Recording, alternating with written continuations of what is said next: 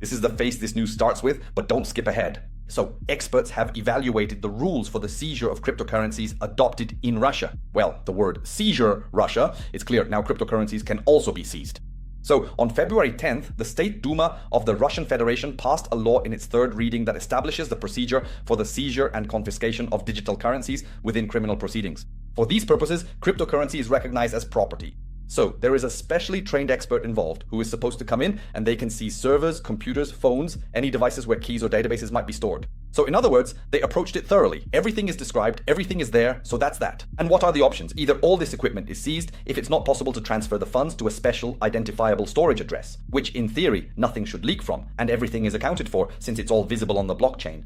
And so, while all this is in motion, it all has to be stored somewhere in a seized state.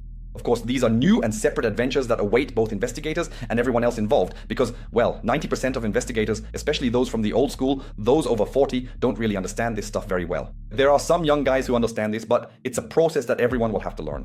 And, well, it's very difficult, but nevertheless, now this kind of thing exists.